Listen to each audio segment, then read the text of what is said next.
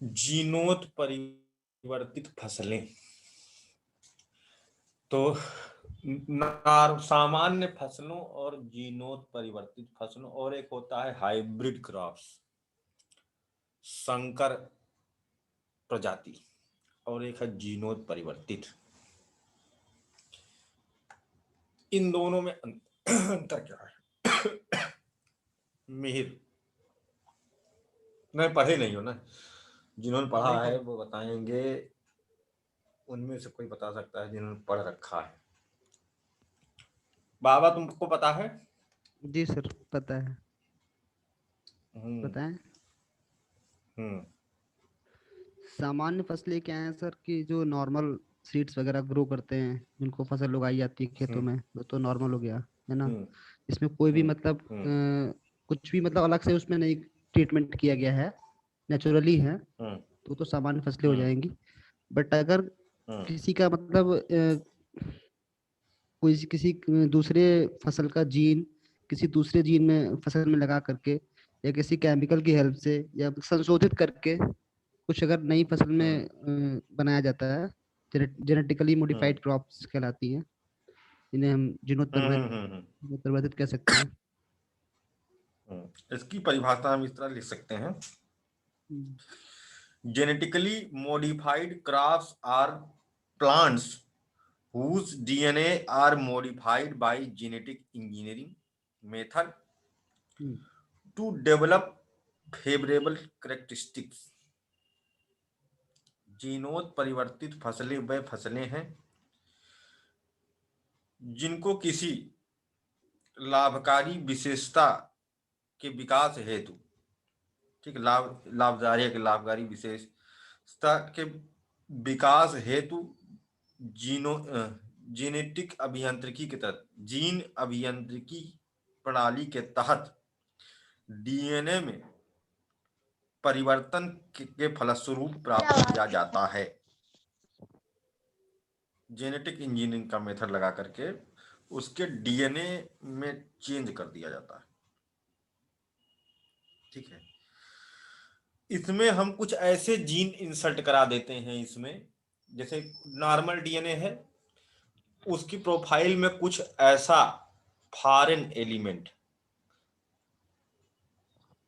Insert करा देते हैं जिससे कि वो हो जाता है उसका म्यूटेशन, ठीक है, उसका म्यूटेशन हो गया। ये मान लो फॉरेन जीन है ना, इसको इंसर्ट करा दिया तो इसका हो गया म्यूटेशन। और इतना आसान नहीं होता है कि किसी को भी फॉरेन जीन को उठा करके किसी में इंसर्ट करा देना, पूरा का पूरा प्रोफाइल ही नष्ट हो जाएगा अगर वो एक्सेप्ट नहीं करेगा। तो पहले कोई फॉरेन जीन अगर इसमें इंसर्ट कराया जा रहा, जीन बेकार इंसर्ट यूज नहीं केला करा करके इसमें नेस्को कोई वाला डाटा पर्टिकुलर, 449 वाला बेकार केला, 499 वाला केला असता। म्यूट कर लो भाई।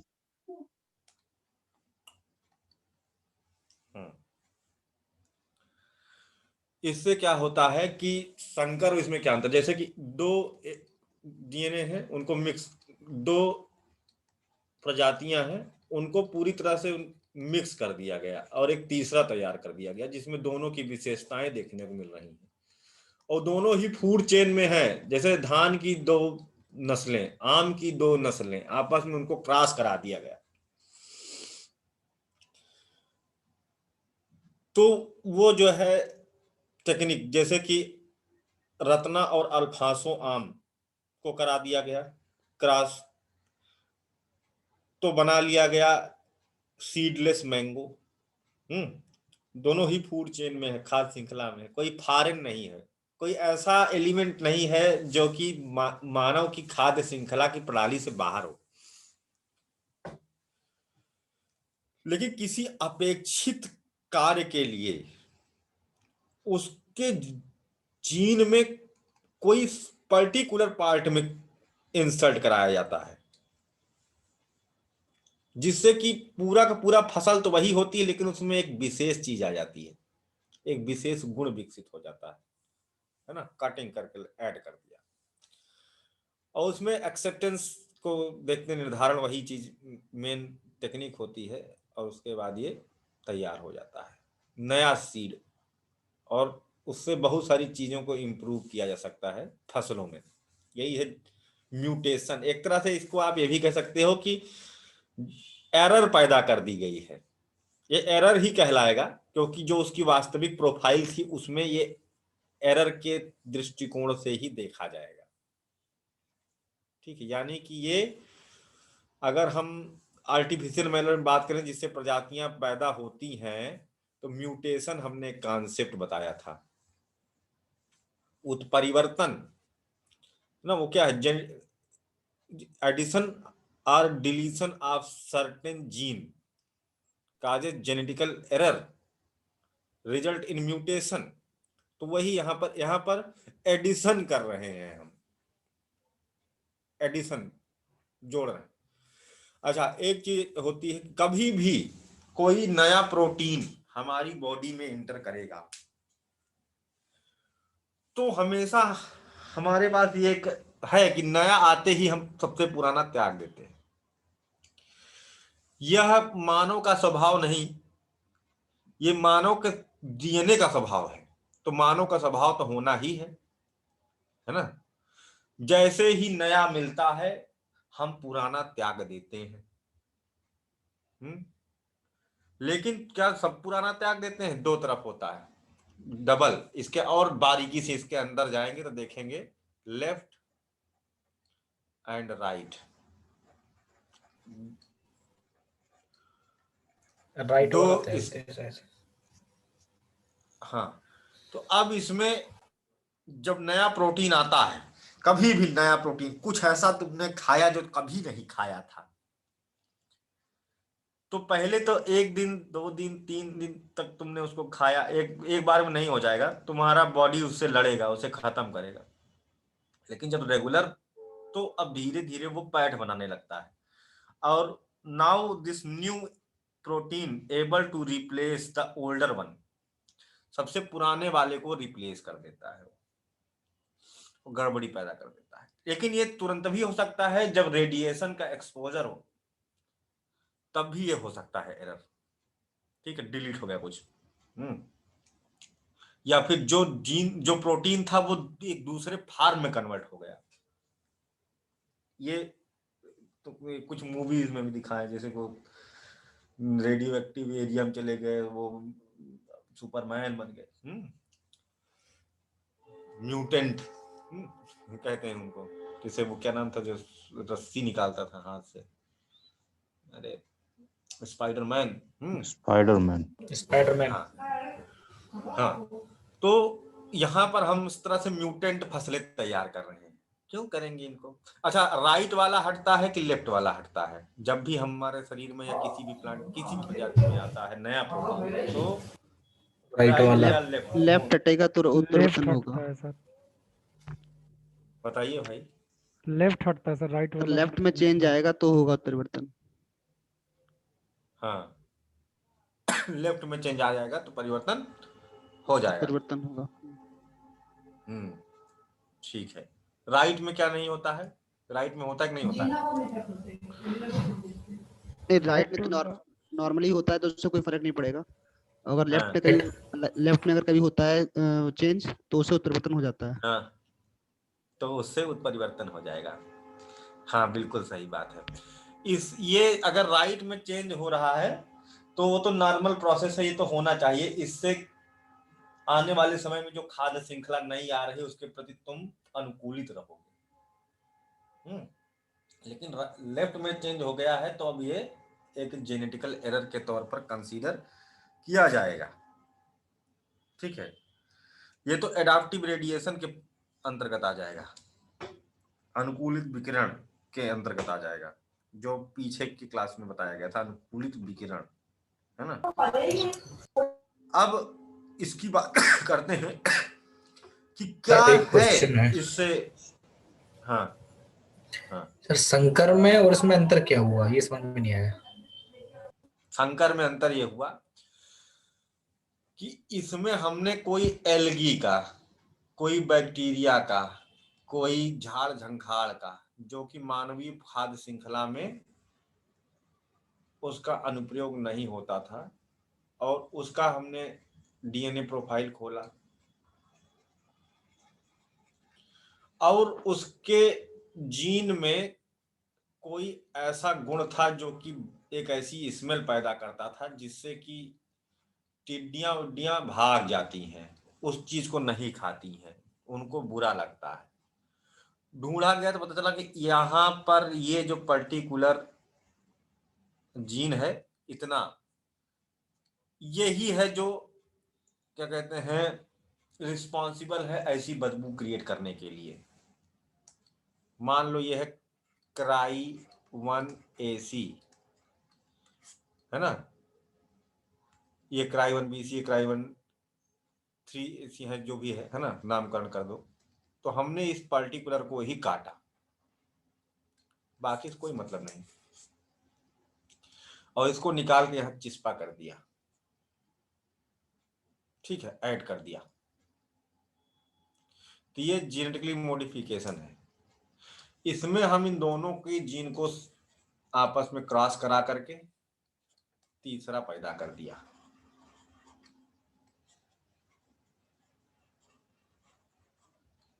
दोनों के ही विशेषता और गुण इसमें देखने को मिल जाएंगे, और ये दोनों ही खाद्य श्रृंखला में पहले से थे, दोनों ही खाते हैं। जैसे आम पपीता दोनों खाते हो, बनाना पपाया दोनों खाते हो, बना लिया गया मूसा एंडमनेसिया, पर्पल गूदे वाला, ऑरेंज गूदे वाला केला। ये फूड चेन का पार्ट नहीं था मानव के, तो इसलिए ये अलग फॉरेन एलिमेंट, और इसमें पूरा का पूरा चश्मा नहीं हुआ है। इसमें केवल सर्टेन जीन जो केवल पर्टिकुलर काम के लिए इस्तेमाल होता है उसको हमने यहां से काटा और इसमें ऐड कर दिया, addition of certain gene for particular to develop or enhance particular characteristics in crop known as genetically modification method। इसको हम एसबी कह सकते हैं। इन दोनों में ये मुख्य अंतर देखने को मिल रहा है, ठीक है। मतलब संकर में टोटली जीन दोनों को मिला दिए जाते हैं और इसमें पर्टिकुलर जीन का टुकड़ा लगाया जाता है। हाँ ठीक है, सर दुधारी जीएमओ तलवार कहते हैं इसीलिए, क्योंकि सर इसमें थोड़ा दोनों मैं ही स्पष्ट कर दूं। इसमें दोनों तरफ के जीन में परिवर्तन हो रहा है ना, तो इस कारण से इसे डबल एज्ड स्वार्ड कहते हैं, दुधारी तलवार, जेनेटिकली दुधारी तलवार भी इसको कहा जाता है प्रणाली को, ठीक है। अभी हाँ हाँ बता दीजिए ऋतुल जी, आप ही बता दीजिए सरल भाषा में। जो संकरण की बात थी, संकरण जो होता है वो, उसमें क्या होता है, हम जीन की संरचना में कोई काट छाट नहीं करते हैं, वो नेचुरल प्रोसेस पे छोड़ देते हैं। यानी कि अगर कोई दो प्राकृतिक, हाँ, दो गुण हैं, अगर हमें वो दो गुण देखने, जैसे एक हम गुलाब का लेते हैं, जैसे काला गुलाब आया, पीला गुलाब आया, तो ये संकरण की वजह से आया, ना कि जीएमओ की वजह से। इसमें क्या होता है, गुलाब के ऊपर किसी पीले पुष्प की जो परागकण होता है उसको हम छोड़ देते हैं। तो उस प्रक्रम में क्या होता है, केवल हमारा काम ये हुआ वहां से परागकण उठाए ब्रश से और उसकी वर्तिकाग्र पर छोड़ दिए। छोड़ने के बाद आगे का जो प्रक्रम है वो अपने आप नेचुरल वे में होता है। अब उसमें ये गारंटी नहीं है कि हमें वो पीला गुलाब मिलेगा ही मिलेगा, जो अगला जो भी बीज बनेगा वो पीले गुलाब का होगा, हमें उसकी गारंटी नहीं है। लेकिन इसमें क्या होता है, इसमें हम पूरी जो जेनेटिक स्ट्रक्चर है, यानी वो पॉइंट जो वहां पर पीले गुलाब को बनाने में सहायक है, वो पिगमेंट, वो जीन जो पीले गुलाब के लिए उत्तरदायी है, उसको लाल गुलाब, गुलाबी या लाल गुलाब जो होता है, उस जीन आके और चिपका देते हैं, इतना है। और उसमें ऐसा नहीं है कि हम जैसे सर ने बाकी तो क्लियर कर ही दिया है कि इसमें खाद्य और अखाद्य दोनों को, किसी को भी ला सकते हैं। क्लियर, ठीक है। जैसे एलगी का जीन उठा लिया हमने और पूरा नहीं कॉपी मारा है, पार्टिकुलर्स को काट करके हटा दे। वो नेचुरल प्रोसेस नहीं है, ये नेचुरल मैनर में भी होता है, आर्टिफिशियल मैनर में भी होता है। ये आर्टिफिशियल मैनर में हम करा रहे हैं, इसको कृत्रिम प्रणाली है ये, पूरी तरह से देखा जाए तो। ठीक है, नॉर्मली कृत्रिम प्रणाली होती है ये। ठीक है, और अगर नेचुरल मैनर में भी हो रहा है तो कहीं ना कहीं ह्यूमन इनडायरेक्टली उसमें रिस्पॉन्सिबल है। ठीक है, क्यों करते हैं, व्हाट आर द, इस तरह से भी क्वेश्चन में what are the advantages and disadvantages of genetically modified crops, what are the challenges and issue behind the genetically modified crops, है ना। तो इस तरह से क्वेश्चन यहां से उठ के आ सकते हैं, चैलेंजेस एंड इश्यू बना दे या फिर एडवांटेज डिसएडवांटेज बना दे। कुछ एग्जाम्पल के साथ में उसको एक्सप्लेन करने के लिए कहा जाएगा इश्यूज को, और भी बताना है। तो सबसे पहले हम लोग देख लेते हैं what are the advantages of genetically modified crops, लाभ क्या है इसके।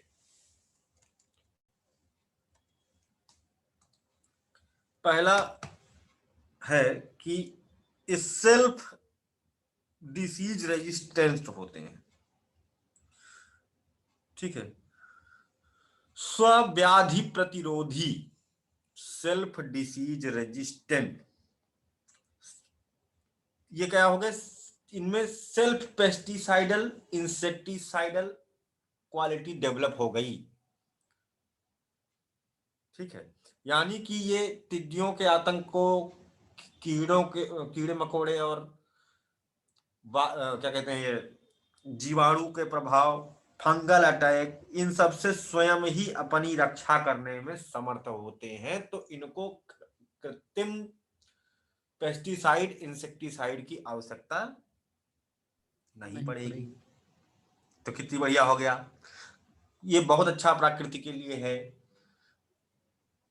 क्यों? क्योंकि जब हम पेस्टिसाइड और इंसेक्टिसाइड का छिड़काव खेत में करते हैं तो क्या आप जानते हो कि वो केवल टारगेटेड कीट को ही मारता है?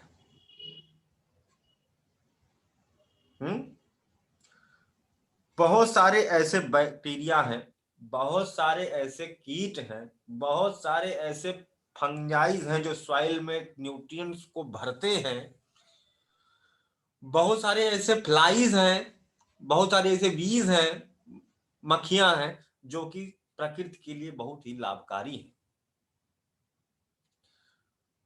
फूड चेन भी उनसे बनती है, उनको कोई और खाता है तो उनको कोई और खाता है, और उनके मर जाने से खाद्य संकट आएगा, दूसरे जीवों पर भी खाद्य संकट आएगा। क्यों? क्योंकि वो इन्फेक्टेड हो गए तो उनको जब किसी ने खा लिया तो वो भी मर जाएगा। फॉर एग्जाम्पल खसियाना, खसियाना क्या है, मेघालय में जो घटपर्णी पादप, ये भी दुर्लभ प्रजातियों में है, घटपर्णी पादप मांसभक्षी पौधे, मेडिसिनल यूज होता है इनका, ये बहुत तेजी से समाप्त होते जा रहे हैं। उसका कारण ये सबसे बड़ा ये है कि एक तो सेटलमेंट एक्टिविटीज बढ़ना, दूसरा जो कीटनाशियों का प्रयोग किया जाता है तो उससे कीट इन्फेक्ट हो गया बेचारा, वो आया इसमें पगलाया हुआ, ये उसको खा गया, ये भी मर गया। इसी तरह से उस कीट को कोई दूसरा पंछी खाएगा तो वो भी मर जाएगा। तो बायोडाइवर्सिटी के लिए नुकसान कर रहा है। दूसरी मधुमक्खी वगैरह फूल का रस लेने आई थी भाई, सरसों में आपने डाल रखा था, क्या कहते हैं, छिड़काव कर रखा था पेस्टिसाइड, और वो विषाक्त फूल जिसके ऊपर गिरा हुआ है वो चाट करके मधुमक्खियां मर गई। अगर वो किसी तरह से अडॉप्ट करती हैं या कुछ करती हैं तो उनका जो शहद है वो विषाक्त पैदा होगा, उसका टेस्ट खराब होगा, उसमें दुर्गुण होगा। तो ये भी फूड चेन में हमारी बॉडी में पहुंच जाएगा, हमको भी नुकसान करेगा।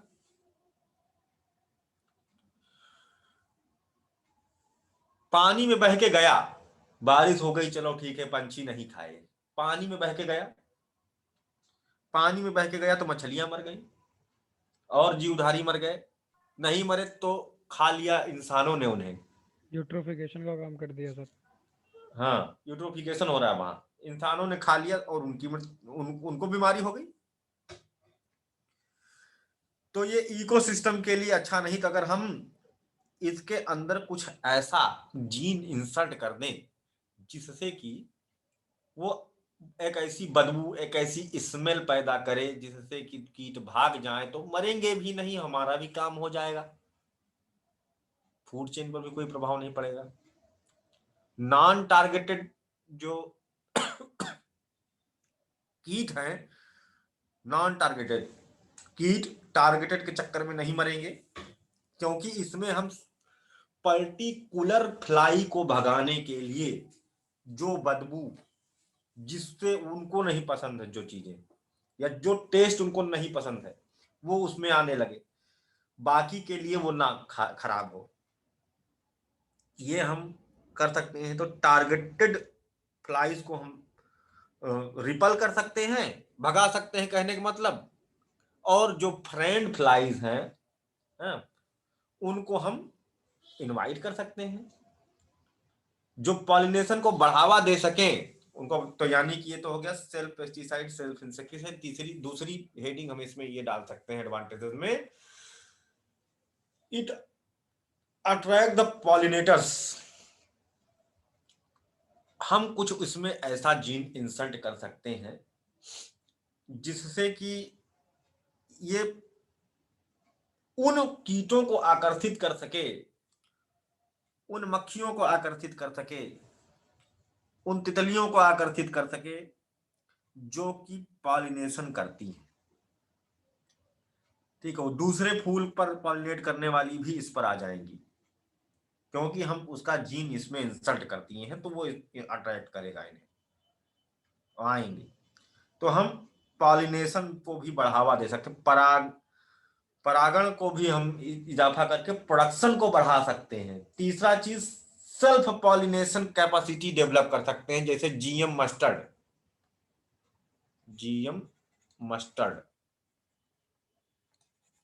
जेनेटिकली मॉडिफाइड सरसों, अभी हम ये अपने में ही सेल्फ पॉलिनेशन का काम कर रही है।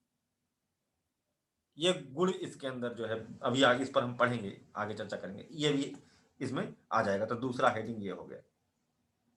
तीसरी बात, एक तरह से किसानों को जब पेस्टिसाइड इंसेक्टिसाइड नहीं इस्तेमाल करना पड़ रहा है, फर्टिलाइजर का भी प्रयोग कम करना पड़ रहा है ना, तो उसका जो पैसा है बचेगा। So it reduced input burden. ये उसी हेडिंग में आप चाहो तो लिख सकते हो, अलग से हेडिंग डालने की जरूरत नहीं है। और हेडिंग भी डालने की जरूरत नहीं, स्टार बना बना करके लिख दो, टीना डाबी स्टाइल, है ना, तब भी चलेगा, कोई बात नहीं, है ना। Reduces input burden of the farmers, क्योंकि उनको खरीदना नहीं पड़ रहा है। इको फ्रेंडली सब जरूर लिखना, फूड चेन कनेक्शन जरूर दिखाना, जितनी बातें हुई हैं सब बहुत नंबर देने वाली बातें की गई हैं। दूसरी बात, it increases self life of the plants, पौधों की जीवन काल को बढ़ाता है, जिससे कि उन्हें ट्रांसपोर्टेशन एंड स्टोरेज, मतलब कि हम उसमें ऐसा कर सकते हैं जैसे वो 4 दिन में सड़ जाता था, तो उसमें ऐसा गुण है कि अब वो बैक्टीरिया को नहीं आने दे रहा है जो उसको सड़ाते हैं, वो कवक को नहीं लगने दे रहा है, पनपने नहीं दे रहा है जो उसको हॉट एंड वेट कंडीशन में सड़ा डालते। तो इस तरह से हम उसका जीवन काल बढ़ा दिया। 4 दिन में खराब होता था, अब 10-15 दिन में खराब होगा। तो ट्रांसपोर्टेशन में एंड स्टोरेज में जो फसलों का नुकसान होता था, ट्रक फार्मिंग पर्टिकुलरली, है ना, उसमें इजाफा हो जाएगा। तो ये भी एक बहुत अच्छी बात है, लॉन्गर सेल्फ लाइफ। ठीक है, अगली बात है फूड फोर्टिफिकेशन के लिए इनका इस्तेमाल किया जाता है। ये क्या है? फूड फोर्टिफिकेशन खाद्य सुरक्षा से जुड़ा हुआ है। ठीक है, जब प्रोडक्शन ज्यादा होगा, एक तो प्रोडक्शन ज्यादा होगा तो हम ज्यादा मात्रा में नागरिकों को वह फल सब्जियां कम रेट में उपलब्ध करा सकते हैं। इंपोर्ट डिपेंडेंसी को कम कर सकते हैं देश की, क्योंकि ऑलरेडी प्रोडक्शन बढ़ जाएगा, प्रोडक्शन भी इससे ज्यादा होता है। ठीक है, तो ये भी एक लाभ मिल जाएगा। खाद्य सुरक्षा जिसे कह सकते हैं आप, फूड सिक्योरिटी शब्द का भी आप इस्तेमाल कर सकते हैं, खाद्य सुरक्षा। और कोई लाभ भाई इससे फायदे? एवरग्रीन क्रॉप्स ग्रो कर सकते हैं सर हर मौसम में। बहुत बढ़िया। हम यहां से एवरग्रीन क्रॉप भी पैदा कर सकते हैं जो पूरे साल पैदा हो, तो इससे किसानों को पूरे साल रोजगार प्राप्त होगा और अधिक लाभ प्राप्त होगा। और क्या हो सकते हैं?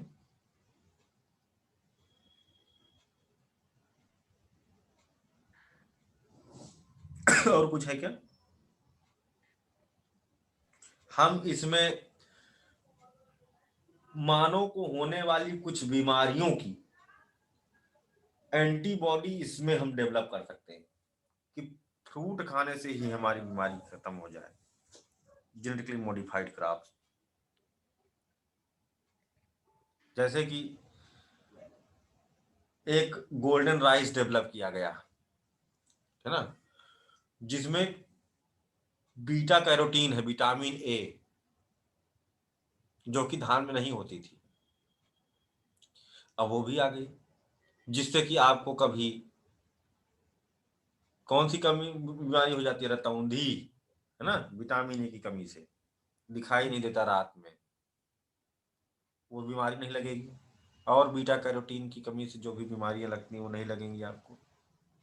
तो इस तरह से हम केवल डिसीज रेजिस्टेंट क्रॉप ही नहीं, दूसरों की डिसीज खत्म करने वाला मेडिसिन भी तैयार, मतलब फूड प्लस मेडिसिन दोनों का काम करे, ऐसी फसलें तैयार कर सकते हैं। Extra we can add on extra nutrients.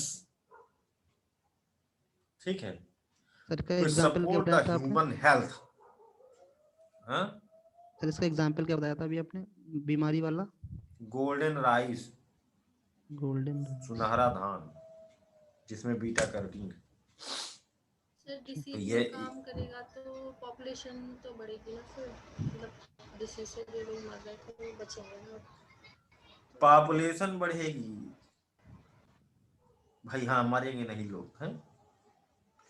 ये आप जो है ये लिख सकते हो आप, बिल्कुल डिसएडवांटेज में लिख सकते हो, लेकिन ये क्या आप चाहते हो कि यहाँ लोग मरे? कोरोना को तो फिर आप बहुत अच्छा मानते होगे, कम कर रहा है। तब तो कोरोना बहुत अच्छी चीज है। और ये जो आतंकवादी हैं, they are doing eco homeostasis,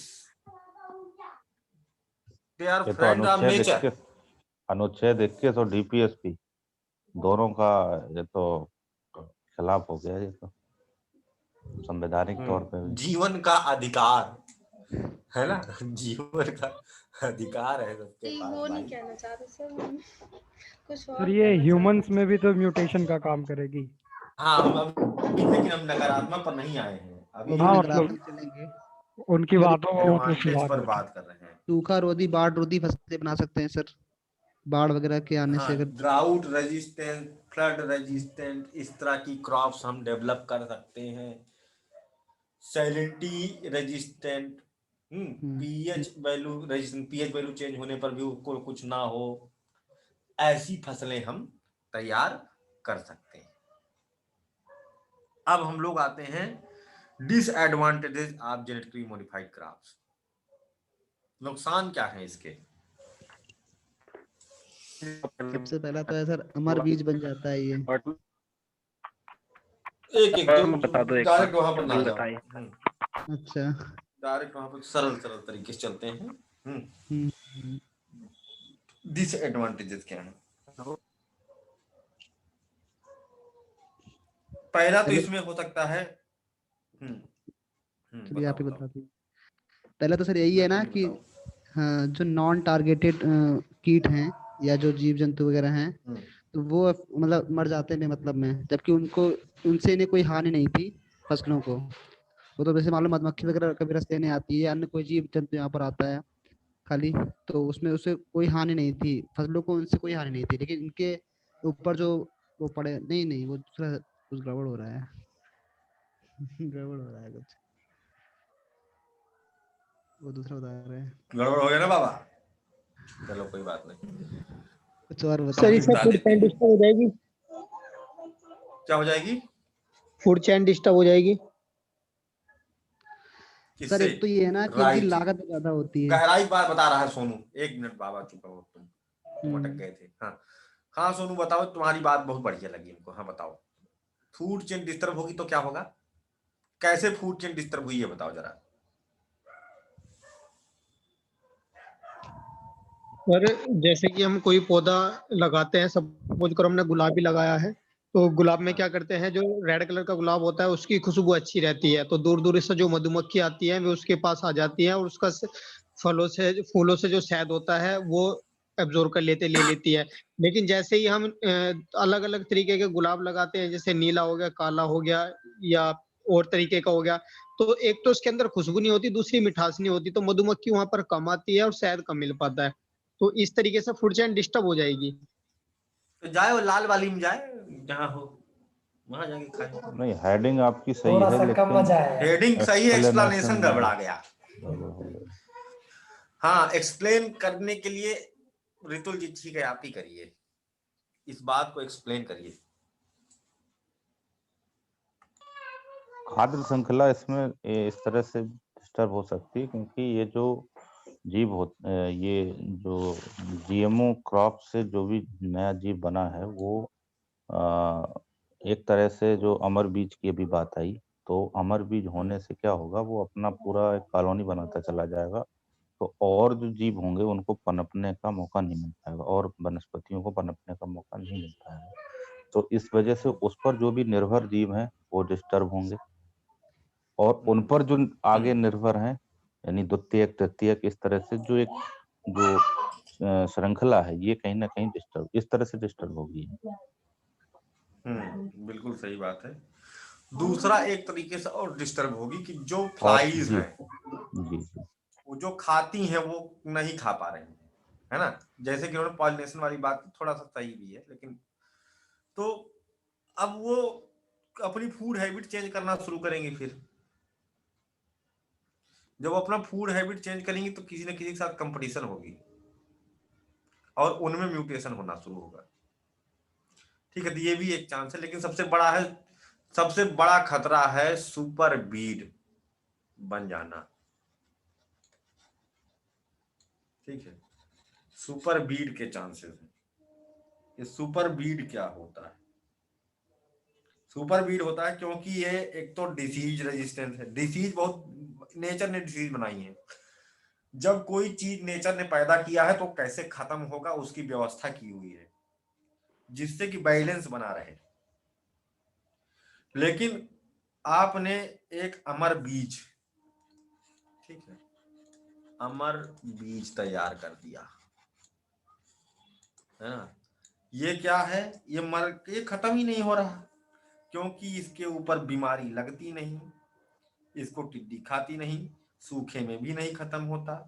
तो अब ये अगर हवा से उड़ करके कहीं पर जंगल में जाकर के खेत से गिर गया या पंछियों के पर में चिपक करके जा करके ये किसी जंगल में गिर गया, है ना? हवा से ऊपर उठ गया था, वर्षा के माध्यम से जाकर कहीं दूसरी जगह पर गिर गया, तो वहां के पारिस्थितिक तंत्र में ये एक अमर बीज के तौर पर काम करेगा, अतिक्रमण का कार्य करेगा। कैसे? ये पहले मान लो एक जंगल था या कुछ भी था, यहाँ पर ये गिरा, मान लो कॉटन का ही गिर गया, ये उगा। अब क्या है कि ये खत्म नहीं हो रहा, लेकिन बाकी खत्म होंगे, बाकी तो मरेंगे लेकिन ये नहीं मरने वाला। तो ये अपना कॉलोनी बढ़ाता चला जाएगा। एक समय ऐसा आएगा कि ये पूरा का पूरा जगह पर अतिक्रमण करके केवल यही दिखाई देगा, और इससे जैव विविधता ह्रास, इन पर बहुत सारी डिपेंडेंसी है, बहुत सारे जीव जंतु आश्रित हैं, वो खत्म हो जाएंगे, क्योंकि वो कॉटन ही कॉटन अब फैल चुका है, पेड़ पौधे वाली जो लाइफ थी खत्म हो गई। यानी कि जैव विविधता के लिए खतरा है, थ्रेट टू बायोडाइवर्सिटी।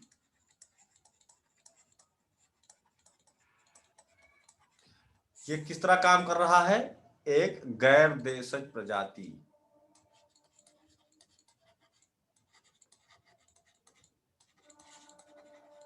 का अतिक्रमण, गैर देशज प्रजाति के अतिक्रमण के तौर पर यह जो है कार्य कर रहा है। ठीक, ये इसकी बात थी। ये वाली बात नहीं समझ में आई हो तो बताओ कैसे समझ आई? आ गई? सुपर बीट के चांसेस हैं?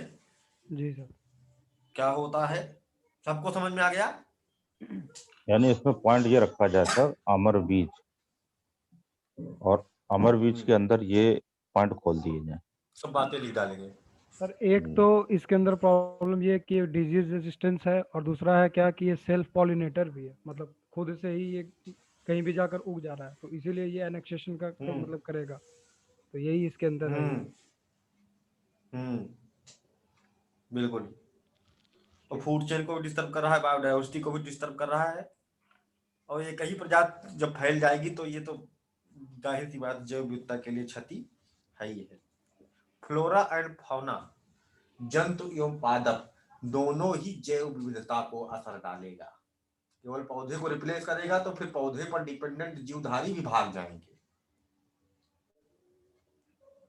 तो इस तरह से उसको भी इफेक्ट करेगा। अगली बात, क्रेसिनोजीन एक्सपोजर रिस्क है।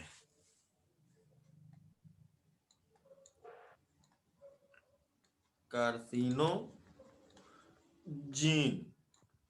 एक्सपोजर चांसेस है, एक्सपोजर रिस्क।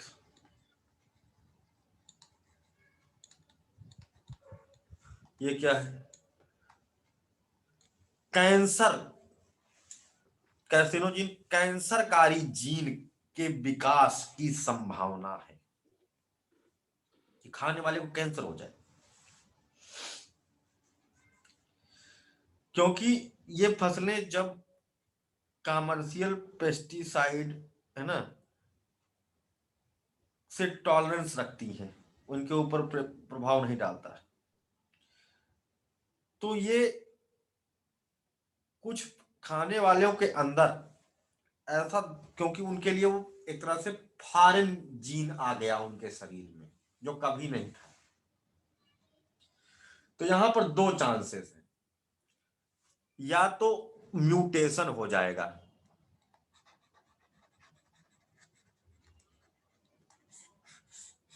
ठीक, म्यूटेशन हो जाएगा, उत्परिवर्तन, या तो कैंसर हो जाएगा। अनियंत्रित रूप से जीन डेवलप होती चली जा रही बॉडी के अंदर ना, बढ़ती ऐसी जीन का विकास हो रहा है मृत कोशिकाओं का, जो बढ़ती जा रही बढ़ती जा रही बढ़ती जा रही बढ़ती जा रही, कैंसर हो गया। तो ये रिसर्च में भी देखा गया था कि कुछ चूहों पर दिखा गया था कि उनको कैंसर हो गया। तो मानव के हेल्थ को भी खतरा है इन फसलों के द्वारा। हमारे शरीर में भी नया तरह का प्रोटीन आ गया और वो हमें अडॉप्ट नहीं कर पाए और हम खतरे में चले गए। चाहे म्यूटेशन हो चाहे कैंसर हो, दोनों ही बुरा है। ये कैंसर एक तरह से म्यूटेशन ही है, एक तरह का कह सकते हो आप, है ना। अगली बात है क्योंकि ये जो फसलें हैं इनके अंदर एंटीबायोटिक है, कई तरह के टिड्डीज फ्लाइज को ये भगा दे रही है, बीमारियों से अपना बचाव कर ले रही है। लेकिन अगर ये किसी मानव के शरीर में आ गई या किसी जंतु के शरीर में चली गई, मानव भी जंतु ही है, तो मान लो मानव के शरीर में आ गया, खाए पिए हमारे अंदर जो है ये आ गया, अब हमारे शरीर में ये है, हो सकता है कि जब हम बीमार हों तो जब हम दवाई खाएं उस बीमारी को ठीक करने के लिए, है ना, एंटीबायोटिक दवाइयां खाते ना, तो उस दवाई के एंटीबायोटिक को ही ये अपना शत्रु समझ ले, ठीक है, और फिर आपको कोई दवा ही ना फायदा करे, ये भी हो सकता है। यानी एंटीबायोटिक रेजिस्टेंस रिस्क भी है कि प्रतिजैवी प्रतिरोधक, प्रतिजैवी प्रतिरोधकता की संभावना है, एंटीबायोटिक रेजिस्टेंस रिस्क, दवा ही ना फायदा करे, कोई ड्रग हमको ना असर करे, तो इससे हेल्थ सेक्टर भी कुप्रभावित होगा। ठीक, सुपर बग। और क्या समस्या हो सकती है? म्यूटेशन हो गया और विध्वंसक बीज। हाँ नहीं, वो तो उसमें आ जाएगा, इश्यूज में आ जाएगा, चैलेंजेस एंड इश्यूज में भी ये सब बातें जितना हमने बताया सर इनको लिख सकते हैं। महंगा होता है, इनकी लागत ज्यादा होती है क्योंकि हर बार नया बीज खरीदना पड़ेगा इनके लिए, ये एक बार उगाने हाँ से वही मतलब खत्म हो जाता है। विध्वंसक बीज, वही तो बता रहा हूँ। ठीक है, और तो महंगा भी यानी होगा। ह्यूमन हेल्थ हो गया, इस पर चर्चा हो गई। अगला बात है बहुत इंपॉर्टेंट है जिस पर अभी लोग बोल रहे हैं, टर्मिनेटर सीड होते हैं ये सब करने के बाद, क्योंकि उसमें जो उसका प्रोफाइल था उसमें कटिंग कुटिंग कर दिए हो, तो अब वो जो है संतान उत्पन्न करने में दक्ष नहीं है, ठीक है। यानी कि एक बार तुमने फसल का बीज बोया तो एक बार तो उग गया, लेकिन जो ट्रेडिशनल प्रैक्टिस है हमारी उसको ये नुकसान पहुंचाएगा। ट्रेडिशनल प्रैक्टिस क्या है? ट्रेडिशनल प्रैक्टिस है कि किसान क्या करता है, जैसे उसने गया हाइब्रिड क्रॉप लेके आया, चाहे जो क्रॉप लेके आया उसने बो दिया, अब उसी में से कुछ उसने बचा लिया और उसके बाद जो है उसको फिर से अगली साल बो दिया, बीज उसी में तैयार कर लेता है। यही तो होता है कि नहीं होता है? ये परंपरागत कृषि पद्धति है जी। लेकिन ये परंपरागत कृषि पद्धति को भी नुकसान दे रहा है, किसानों के लिए एक अतिरिक्त खर्च भी है। क्यों? क्योंकि यह टर्मिनेटर एक मूवी आई थी, मिहिर देखा होगा ये। मानने पूर्वी तू किसकी? देखी है सर, मैंने भी देखी है। उसमें पता नहीं कौन टर्मिनेटर, कोई गोली वोली बंदूक मारता रहता है एक, ना सबको मार डालता है। Arnold Schwarzenegger. हाँ हाँ हाँ, अर्नॉल्ड की मूवी है, मिस दुनिया का सबसे ओलंपियाड। बड़ा बॉडी बिल्डर। जी 7 बार रह चुका है मिस ओलंपियाड। गवर्नर भी उसके था बाद अंतिम कैलिफोर्निया। समय में उसको रोड पे सोना पड़ता है। जी कैलिफोर्निया गवर्नर बन चुका है। हाँ, तो यहाँ पर मसला ये है कि हमने एक बार क्या कहते हैं इस सीड का प्रयोग किया तो दोबारा उसको हम नहीं उगा सकते, उसका सीड दोबारा प्रयोग करेंगे तो वो उगेगा नहीं, यानी कि किसान की डिपेंडेंसी बन जाती है ये जो बायोटेक कंपनीज हैं कि उनसे बार बार ये बीज खरीदें। परंपरागत कृषि पद्धति यहाँ पर प्रभावित हो रही है, ये बायोटेक कंपनियां करती हैं ताकि अगर नाविक नहीं करेंगी तो उनकी कंपनी बंद हो जाएगी। अगर विध्वंसक बीज ना बनाए तो क्या हो जाएगी, कंपनी बंद हो जाएगी। देवेंद्र जी हैं, हाँ बताइए जरा कि अगर विध्वंसक बीज ना बनाए तो कुछ ही ज्यादा से ज्यादा 4 साल कंपनी चलेगी, बस समाप्त हो जाएगी। कैसे, सोचिए और जरा बताइए, दिमाग के घोड़े दौड़ाइए। सर क्वेश्चन क्या है? क्वेश्चन है कि जो जेनेटिकली मॉडिफाइड क्रॉप है अगर इनको विध्वंसक बीज ना बनाए कंपनियां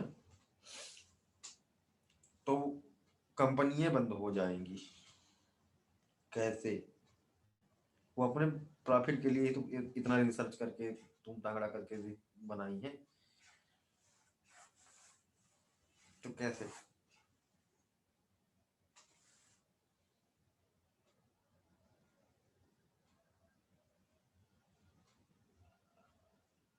फिर दिमाग लगाओ, सोचो। पहले बताओ टर्मिनेटर सीड होता क्या है, ये तो समझ में आया कि नहीं? हाइब्रिड सीड में ये इशू नहीं है।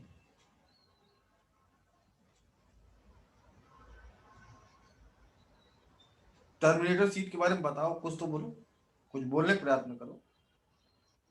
सर यही होता है कि जैसे खराब हो जाता है ना एक बार बोने के बाद, तो दोबारा मतलब बार बार खरीदना पड़ता है। हाँ, उसका सीड मर गया, दोबारा से फर्टाइल नहीं रहा, तो ये बिल्कुल सही बात है, विध्वंसक बीज हो गया। बायोटेक कंपनियां अगर ये टर्मिनेटर सीड ना बनाए तो उनकी कंपनी कैसे बंद हो जाएगी, हमको ये नहीं समझ में आ रहा है, ये बताओ हमको।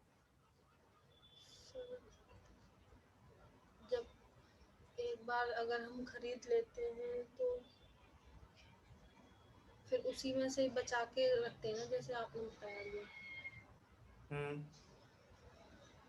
फिर तो क्या होगा? फिर जब एक बार खरीद के उसी में से ही फिर वो बीज बनाना स्टार्ट कर देगा ना, किसान तो क्यों खरीदेगा? तो क्यों खरीदेगा? अरे वो बीज बनाना ही नहीं, दूसरों को बेचना भी शुरू कर देगा। ठीक है, तो यहाँ पर वो कंपनी से मान लो 600 रुपया किलो बीज लेके आया, अगली साल वो 300 रुपया किलो बेच देगा, आधे दाम में कंपनी से। अपना तो खरीदने छोड़ो, दूसरे को भी बेच देगा, दूसरा भी कंपनी से ना खरीद करके इनसे खरीद लेगा। अगली साल जिसको इसने बेचा है वो खुद ही बेचने लगेगा, चेन बन जाएगी, कंपनी की बाट लग जाएगी, है ना?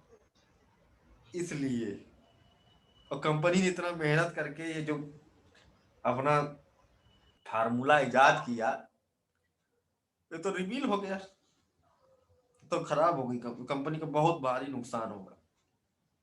पहले साल मुनाफा कमाएगी, उसके बाद मुनाफा क्या कमाएगी, जितना खर्चा लगा है वही सेटलमेंट और बनाने में दुनिया भर का इतना वही निकाल दे, बहुत बड़ी बात है। लेकिन प्रचार में खर्चा किया, लोगों तक पहुंचाया अवेयरनेस, और उसकी लग गई बाट, है ना? तो ये चीज होती है। अगली चीज है biological war. It can be use as bio weapon, जैविक हथियार के तौर पर इस्तेमाल किया जा सकता है।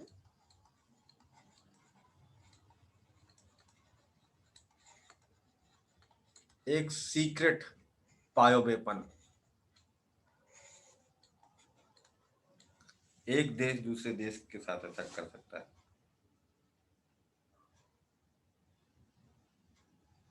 ये क्या हो गया, इसको कोई समझाई इस लाइन को। बताएं सर। इसमें सर, हाँ बोलो बाबा बोलो।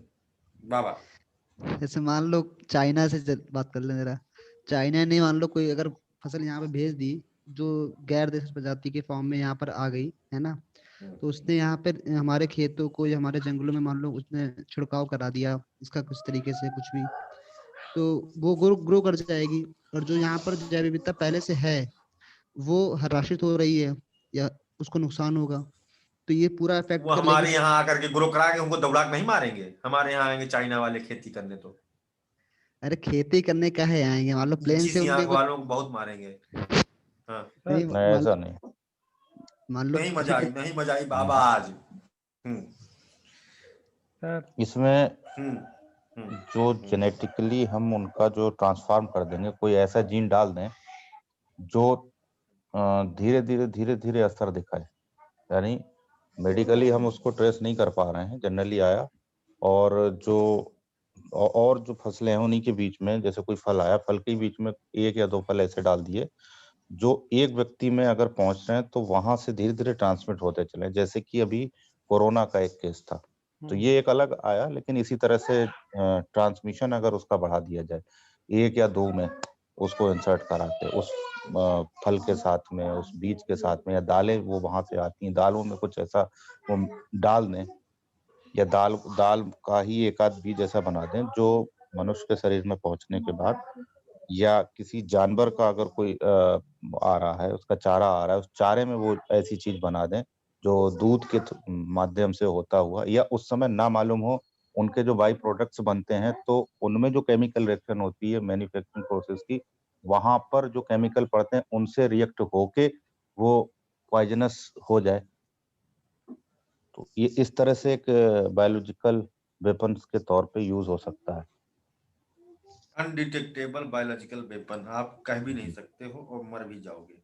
जी। जैसे जैसे कि ऐसी शंका हुई थी, इल्जाम भी लगाया था, है ना, कि ऐसी गोभी बेच रहा है अरुणाचल प्रदेश में कि भारतीय लोग नपुंसक हो जाएं।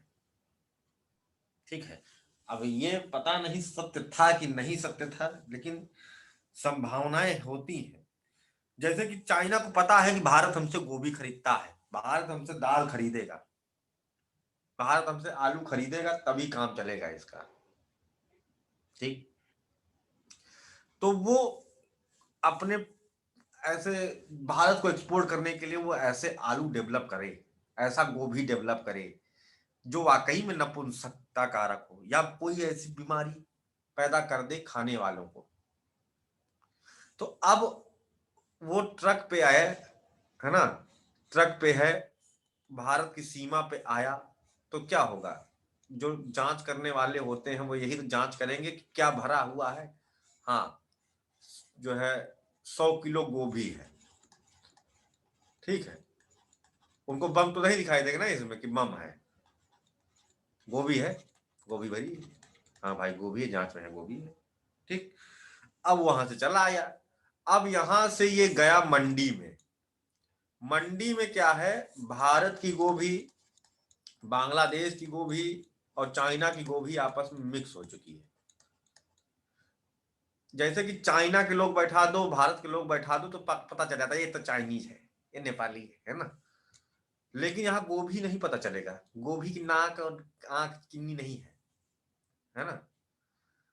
अब आपको गोभी ना बता पाएगी कि ना आप पूछ पाओगे अरे ये बताओ तुम चाइना से हो, कहाँ से हो, कहाँ की गोभी हो बताओ, नहीं पता चलेगा, मिक्स हो चुका है सामान। अब ये खाओगे तुम, बीमारी पकड़ लेगी, तो तुमको यह भी नहीं पता होगा कि हमको वो बीमारी धीरे धीरे बढ़ रही है। तुमको ये पता नहीं होगा कि आलू खाने से बीमारी हमको हुई है, कि बैगन खाने से हुई है, कि गोभी खाने से हुई है ना, क्योंकि रोज ही तुम बदल बदल खाना खा रहे हो। कब जहरीला खा लिए तुम्हें पता नहीं चलेगा, है ना, वो धीरे धीरे तुम्हारी बॉडी में इफेक्ट डाल रहा है।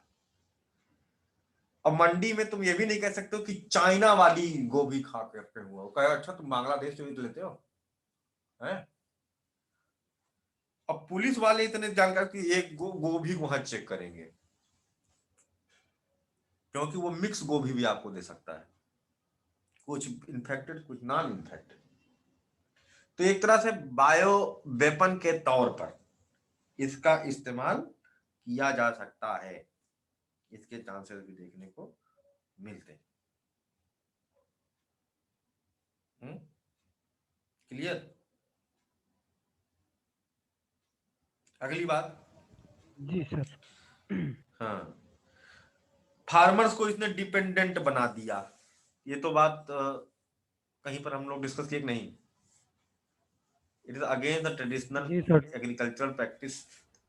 और जैसे ईस्ट इंडिया कंपनी वालों ने आकर के किसानों को अपना गुलाम बना लिया था, इस तरह से ये जो बायोलॉजिकल कंपनियां हैं, क्योंकि एग्रीकल्चर बैकबोन है हमारे देश की, और एग्रीकल्चर पर जो कंट्रोल करेगा वो भारत पर कंट्रोल कर लेगा, यह आप कह सकते हैं।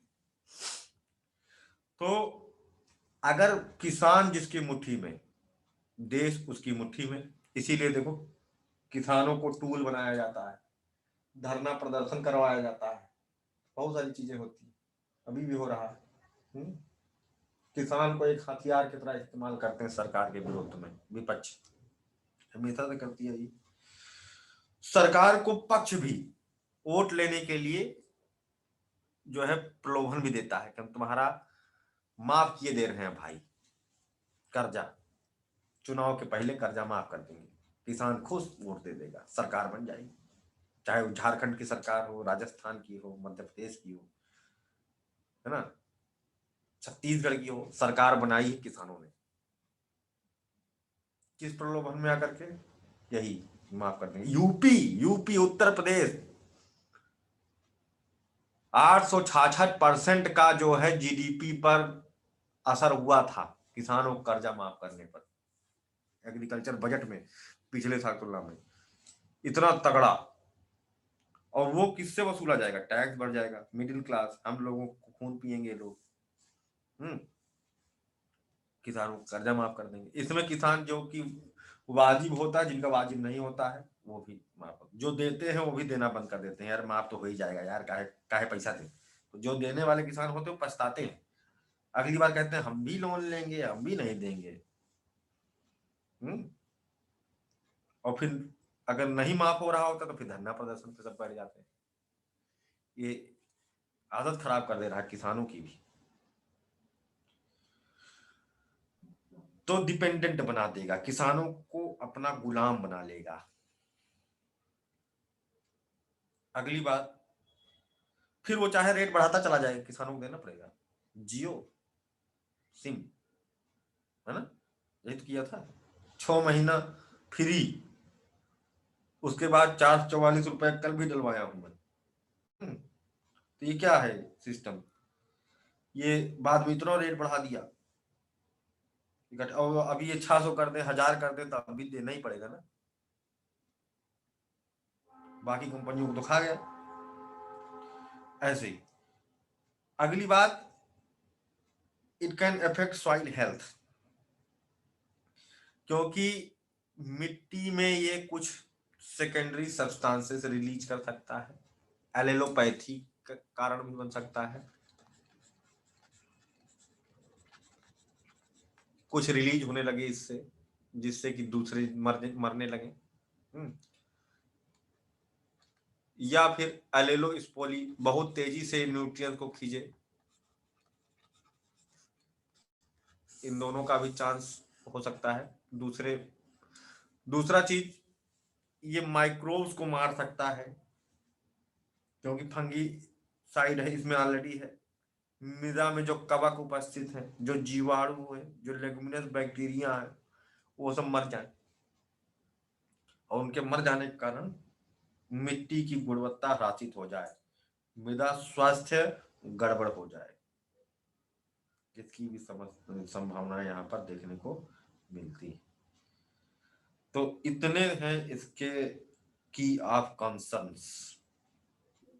सर एक पॉइंट और इसमें जोड़ सकता है, जहां पर ये विध्वंसक बीज वाला था कॉन्सेप्ट, उसमें ये होता है जो बीज होता है, बीज के अंदर जो उसका भोज्य पदार्थ होता है, स्टोर फूड, वही उसकी लाइफ को बढ़ाता है, पहला काम, मतलब उस बीज को जो है जीवित रखता है। तो यहाँ पर जो विध्वंसक बीज वाली स्थिति जो बन के आ रही, यानी जो फल बन के आया है या जो अनाज बना है, उसमें ये पूरी संभावना है कि जो संरक्षित भोज्य पदार्थ है उसमें क्वालिटी कम हो।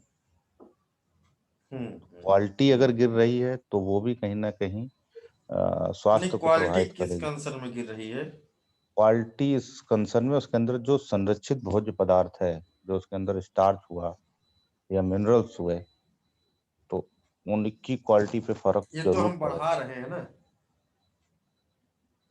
जी हम्म? नहीं, वो इसको तो तो हम बढ़ा मृदा रहे हैं गुरु। मृदा नहीं हम्म। बढ़ा रहे हैं तो फिर वो मतलब इम्पोर्टेंट क्यों हुआ वो बीज? जैसे इम्पोर्टेंसी सर तभी ये होती है जब उसके अंदर जो उसका स्टोर्ड फूड है, संरक्षित उसके अंदर जो भोज्य पदार्थ है, वो इतना सक्षम नहीं है कि वो अंकुरण के लिए दशाएं उत्पन्न कर सके, उसको पोषण दे सके। और बीज भी इसमें जैसे जो अभी सुनहरा चावल था, उसकी भी एक एक्सपायरी फिक्स कर दी गई थी, डेट एक्सपायरी, यानी कि धीरे धीरे उसके अंदर जो भोज्य पदार्थ थे वो समाप्त हो रहे हैं, उसी का मतलब आया है। तो ये भी तो कहीं ना बिल्कुल सर। कहीं लॉन्ग टर्म में आप इसको स्टोर भी नहीं कर सकते हो, बीज की तरह तो नहीं कर सकते हो, एक्सपायरी इसका है। स्टोरेज भी नहीं कर सकते हो।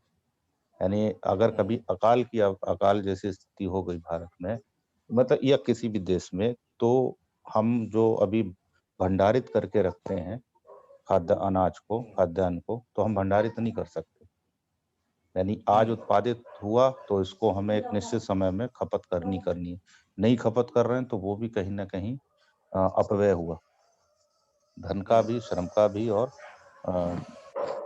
जो है किसान के का भी। एक चांस और है, एक चांस ये है जी कि जो कीट हैं भाई वो भी एडाप्ट करना कोशिश करते हैं।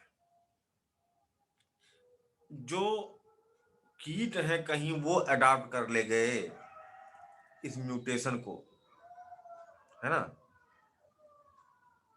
क्योंकि वो भी अपने आप को चैलेंज उनके लिए होगा ये बदबूदार कपास है।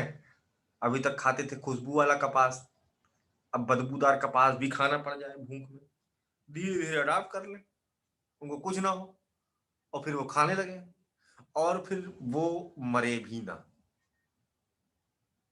है ना।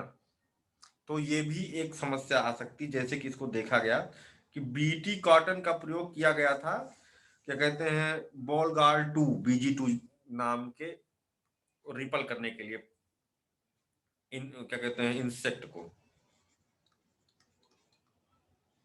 बॉल गार्ड 2 को भगाने के लिए BG2 को।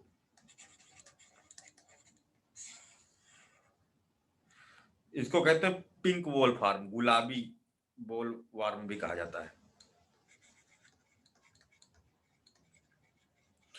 तो पाया गया कि जो पिंक बॉल वार्म के कुछ ऐसे स्ट्रेन डेवलप हो गए नई, जो थर्ड जनरेशन के BG3 में कन्वर्ट हो गए, जो कि मरते ही नहीं है इससे, और इसको भी खाना शुरू कर दिए। यानी कि प्रकृति अपने आप को तुम कुछ भी करोगे या इन फ्यूचर अडॉप्ट करवा लेगी, और फिर वो जो नया वाला आएगा उसका तुम्हारे पास तोड़ो नहीं होगा, उस पर असर ही नहीं करेगा तुम्हारा पेस्टिसाइड इंसेक्टिसाइड भी। तो अब क्या करोगे, तुम नया जब तक डेवलप करोगे तब तक BG4 बन जाएगा, फिर BG5 आ जाएगा, तुम कब तक प्रकृति से लड़ोगे। तो इसके भी चांसेस हैं कि ये समस्या का निस्तारण करने में असमर्थ है, कुछ ही समय के लिए ही ये समस्या को निस्तारित कर सकता है। जैसे कि देखा गया बीटी कॉटन का प्रयोग किया गया, Cry1AC बोलवार्म 2 को तो भगाने में, बोलवार्म 1 को भगाने में समर्थ था पिंक बोलवार्म, गुलाबी बोलवार्म, लेकिन BG3 एक नई वैरायटी डेवलप हो गई है, वो जो है इसको अडॉप्ट कर चुकी, वो इस पौधे को भी खा जाती है बीटी कॉटन को। प्रकृति हमेशा तुमको चैलेंज देती रहेगी, तो तुम्हारा ये सब करने का फायदा क्या, किसानों को फिर से नुकसान। तो ये भी एक चीज की आप कंसर्न जो देखने को मिल रहा है। दूसरा बात, एक र्यूमर भी फैल गया था कि ये सुसाइडल टेंडेंसी पैदा कर रहा है लोगों के अंदर, आत्महत्या की भावना। जो लोग इसकी खेती कर रहे हैं, किसानों ने कुछ आत्महत्या की तो उसको इससे रिलेट कर दिया कि नहीं, इसकी स्मेल कुछ ऐसी है कि ये जो किसान इसको बो रहे हैं उनको मरने मारने का मन करता है। तो ये भी एक, अगर सही नहीं है हालांकि ये बात, लेकिन अगर सही है तो फिर अगर ह्यूमन के दिमाग पर कुछ ऐसा इफेक्ट डाल रहा है इसकी स्मेल या कुछ, तो वो गड़बड़ बात है। हालांकि ये केवल महज मीडिया का प्रोपोगंडा था और कुछ नहीं था, फालतू छूट की बात थी, मसाला क्रिएट करने की बात थी। ठीक है, तो लिखना नहीं ना था इसको। अगर म्यूटेशन नहीं तो एलर्जी भी कर सकता है कुछ इंसान क्यों को। सर, इसको लिखे कि ना लिखे, इस लाइन को लिखे सुसाइडल वाले या नहीं? उसमें न्यूज में रहा, अच्छा, न्यूज में रहा ऐसा कह सकते हैं। हम्म, हम नहीं कहते हैं कि ऐसा है।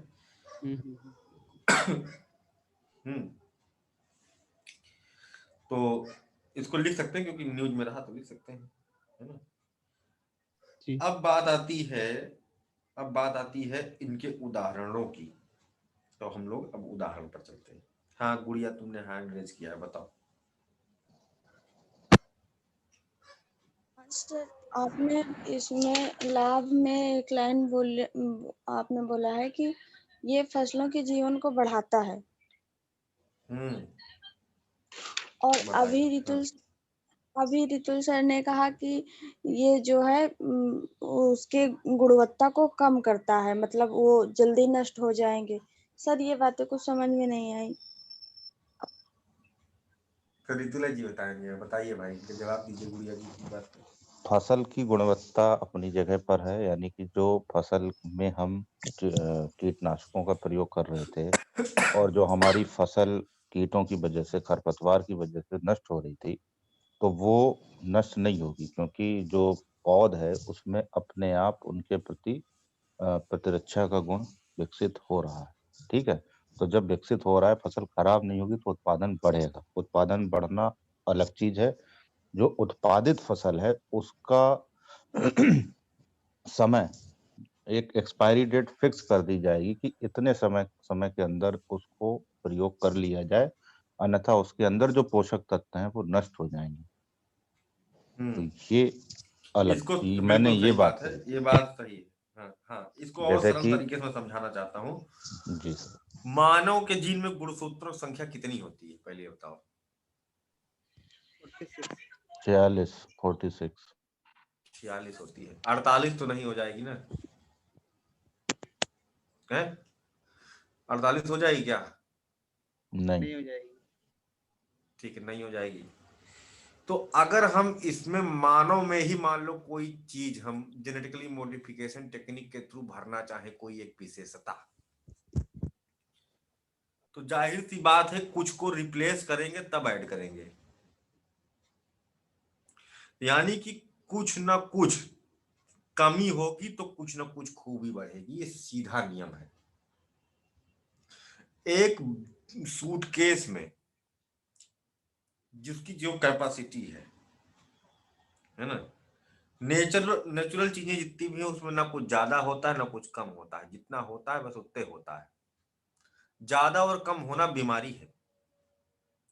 ठीक है, नेचर कभी एक्स्ट्रा नहीं रखती और नेचर कभी कम नहीं रहती, वो हमेशा उतनी रहती है जितना वहां पर होना चाहिए।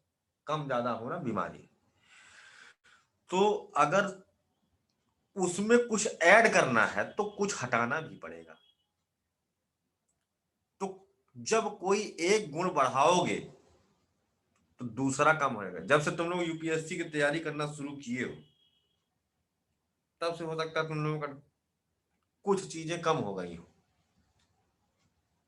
महसूस करे हो कभी क्या कम हुआ? जी सर। क्या शिवेन जी, जब से आप जो है यहाँ पर हम लोगों के ग्रुप में साथ में तैयारी बहुत लोग करते हैं, यहाँ पर जब तैयारी करना आपने शुरू किया तो क्या सामाजिक चीजें कम हो गई है। बिल्कुल, ये तो सामाजिक होना चीजें भी पूरी चाहिए अभी तरीके की से कम अवस्था हो में। गई है सर, हाँ, है ना लोनलीनेस सर। बढ़ गया है सर। टीवी और देखना बंद जैसे हो गया कि है। घर पे बात करते थे, दोस्तों से बात करते थे, वो चीजें मतलब एक तरीके से खत्म सी हो गई है। घर पे तो कर भी लेता हूँ, दोस्तों से तो बहुत कम हो गया सर। यानी सही इसके टाइम अलावा गुजार सर रहे हैं। एक्सरसाइज करने का जो टाइम निकालते थे, ज्यादा एक्सरसाइज करना खत्म कर दिया हूँ। मतलब खत्म नहीं हुआ तो बहुत कम हो गया है ना ना के सर। बराबर हो गया है। ये हाँ, बहुत सारी इथिक्स चीजें में हैं सर जो पढ़ोगे मतलब कि और चाणक्य की संहिता में भी है कि जब तक आप अचीवमेंट नहीं कर लेते हो अपने लक्ष्य का भेदन, तब तक आपको नॉन सोशल होना चाहिए। जब आप अध्ययन काल में हो तो आपको सामाजिक कार्य ना करना ही नियम है, यही इथिक्स है आपकी। ठीक है, शुरुआत में जब कोई शिक्षा के क्षेत्र में जाता था तो उसको 3 धागे वाला जनेऊ पहनाया जाता था यज्ञोपवीत में। ये शिक्षण काल है। सतोगुण, तमोगुण और रजोगुण तीनों से दूर रहने की बात। सतोगुण दान, पुण्य, सोशल, ये सब चीजें हैं, ये भी नहीं करना है। दान, पुण्य, समाज, ये सब को आपको भूल जाना है। अभी जितने नॉन सोशल रहोगे, आगे इन फ्यूचर तुमको उतना ही सोशल रहने का मौका मिलेगा। पेंडुलम इधर से उधर जाएगा। आईएएस बन जाओगे तो खूब सोशल रहो, है ना। अभी जितना सोशल बनने की कोशिश करोगे, आगे उतने ही नॉन सोशल हो जाओगे, क्योंकि वर्कलोड बढ़ेगा, पैसे का भार बढ़ेगा, फिर तुम अपने आप नॉन सोशल, दूसरों से मांगोगे, नहीं देगा तो तुम नॉन सोशल होते चले जाओगे, है ना। अरे सारी दुनिया बेकार है ना। ये दुनिया, ये महफिल मेरे काम की नहीं, ऐसा गाओगे बाद में, है ना। लेकिन अगर अभी नॉन सोशल रहोगे तो आगे तुम सारी दुनिया और महफिल के काम के हो जाओगे। पावर है। तो अभी इस काल में अगर तुम्हारा ऐसा एटीट्यूड है तो ये है, आगे तुम्हें पेंडुलम घूम करके तुम्हें बहुत सोशल बना देगा, शक्ति और ऊर्जा के साथ। अभी तो सर खेत तैयार हो चुका है। हाँ। सर ये एटीट्यूड मेरे लिए भारी पड़ता है। लॉनली लॉनली वाला।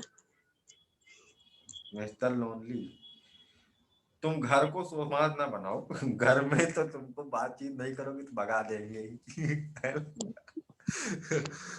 तो वैसे तुम यहाँ भागना चाहती भी हो। लेकिन यह है कि भागने का मतलब अलग थलग वो सही है, लेकिन समाज, परिवार, सब कुछ हमको भी तो सबको देखना पड़ता है कि नहीं। ऋतुल जी उनको नहीं देखना पड़ता क्या? ये सब देखना पड़ता है, लेकिन कम हो जाता है। जैसे पहले बहतू छुट्टा साड़ की तरह काम खत्म होने के बाद घूम रहे हैं, ही हु है वो कर रहे हैं।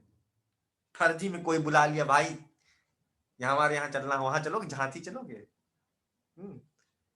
भाई मुंबई चलोगे घूमने, पुणे, चलो चलते हैं, गोवा चलोगे, हाँ चलो, चले गए।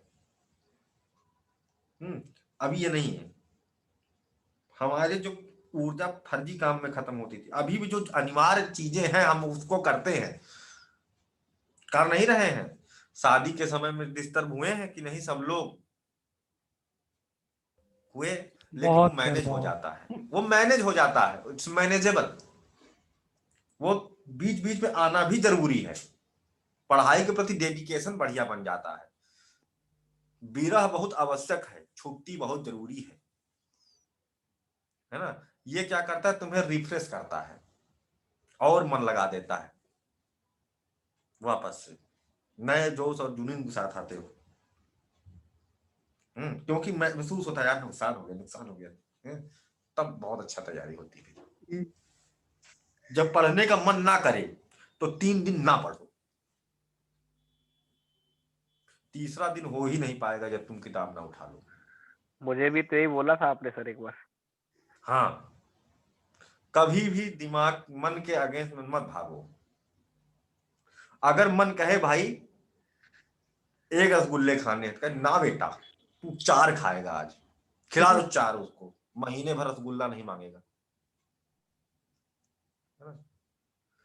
तो ठीक करो, तुमको छोड़ दे देते, नहीं पढ़ने का मन कर रहा है, हम पढ़वे नहीं करेंगे, जाओ 2 दिन नहीं पढ़ेंगे, अब नहीं पढ़ूंगा, अब कत्ते ही नहीं पढ़ूंगा। फिर मन कह रहे भाई हम ऐसे नहीं कह रहे थे, कि नहीं तुमने बोला अब तुम्हारे साथ होगा। किलो खिसिया जाएगा मन की, किसके मन में आ गए हम किसके शरीर में हम आ गए, रोए का मन तुम्हारा। तो ये होता है, छोड़ दे दो, छोड़ दो मन को, जाओ बेटा तुम उड़ो, बांधने की कोशिश ना करो, मन को बांध सकते ही नहीं हो। मन को जितना बांधोगे उतना ही भागेगा। मन को गुलाम बनाना है तो उसको आजाद कर दो, जहां जाए वहां जाने दो और उसे देखते रहो, है ना, कि कहां जा रहा है, क्या कर रहा है। तो मन पर नियंत्रण इस प्रकार से प्राप्त हो जाएगा। ठीक है, बहुत सिंपल तरीका है ये। ठीक है, तो अभी हम लोग आते हैं, और हाँ 2 लोग और हैंड रेज किए थे, कौन कौन था? दिव्यांशी नहीं, दिव्यांशी तो कर ही नहीं सकती है हैंड रेज, बोलना पड़ेगा उसको फिर तो। और कौन है, कौन किया था भाई हैंड रेज? 2 लोग थे, एक का डाउट खत्म हो गया, एक का और बचा है, कौन था? हैंड डाउन कर लिया आपने। सर हैंड रेस तो नहीं किया था, लेकिन एक थोड़ा बीच में छूट गया था, जो कि लाभ थे ना सर जीएमओ क्रॉप्स के। एक बार अगर संक्षेप में बता सको सर आप, केवल हेडिंग तो काम चल जाएगा। अच्छा, लाभ के जी सर, पता जी नहीं जाके हमने बता डाला था, हमको तो याद भी नहीं है। जैसे एक बताया था हमने कि वो प्रतिरोधी क्षमता उनके अंदर, कीट प्रतिरोधी हो गए, सेल्फ इंसेक्टिसाइडल फंगीसाइडल टेंडेंसी उनमें डेवलप हो जाना। दूसरा प्रोडक्शन रेट बढ़ जाना, है ना। तीसरा डिसीज रेजिस्टेंस। चौथा सेल्फ लाइफ में इंक्रीमेंट। पांचवा हम मेडिसिनल फूड बना सकते हैं, औषधीय गुण वाले, जिससे कि हमें मेडिसिन की जरूरत ही ना हो। जैसे कि बीटा कैरोटीन ऐड कर दिया। सेल्फ पॉलिनेशन कैपेसिटी, ठीक है, या पॉलिनेशन करने वाले पॉलिनेटर अट्रैक्टर की तरह काम कर सके, पॉलिनेशन करने वाले जीवाणुओं को आकर्षित कर सके, ऐसा ऐसा क्या कहते हैं, इसको बनाया जा सकता है। ये सब इसके लाभ थे जिन पर हमने ड्राउट रेजिस्टेंट, सैलिनिटी रेजिस्टेंस और फ्लड रेजिस्टेंट क्रॉप तैयार कर सकते हैं। नागफनी का संकर करा दिया धान के साथ में, और हमने बना लिया ऐसा जो मरुस्थल में उग सके धान, कर सकते हैं, है ना? हाँ जी सर। तो इस तरह से प्रोडक्शन को हम बढ़ा सकते हैं। ये थे इसके लाभ। ठीक है, ठीक है, ठीक है भाई, 10 बनने वाले हैं अब तो। शायद एग्जाम्पल काफी सारे हैं इसके जिन पर डिटेल में चर्चा करनी है। सर एग्जांपल कल देख लेंगे सर। कल कर लेंगे सर। वो एक एक इशू ही है जिन पर भी अकेले भी लिखने के लिए आ जाता है। चैलेंजेस, इशू, एडवांटेज, डिसएडवांटेज, ये सब तो समझ में आ गया ना।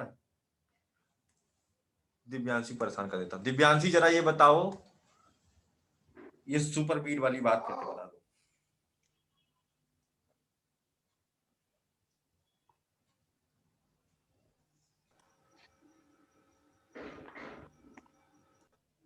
नहीं बताएंगे। बोलो। मौन व्रत में अरे वो बोलेगी नहीं ना। देखो फिर भी बोलो दिव्यांशी। सर आवाज आ रही है? आ रही है। हाँ आ रही है, बहुत तेज आ रही है, बहुत बढ़िया आ रही है, बताओ। सुर में आ रही है। पहले बार क्वेश्चन रिपीट कर दीजिए।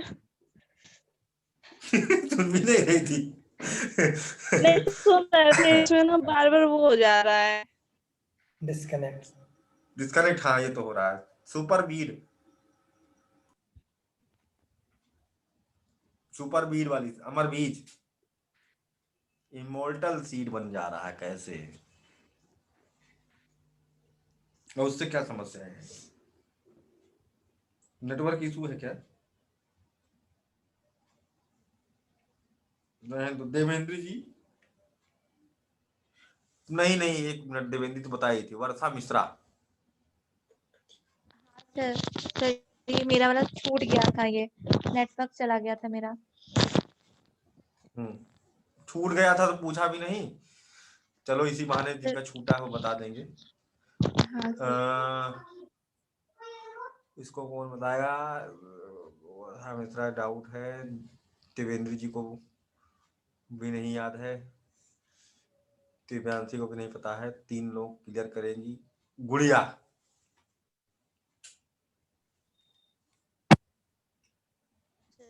अमर बीज होता है सर, इससे ना ये बीज पहली बात तो नष्ट नहीं होगा, और ये जो अन्य पेड़ पौधे हैं, जो अन्य फसलें हैं, उस पर अतिक्रमण कर लेगा, जिससे जैव विविधता में काफी, जैव विविधता के लिए बहुत ही हानिकारक होता है ये अमर बीज।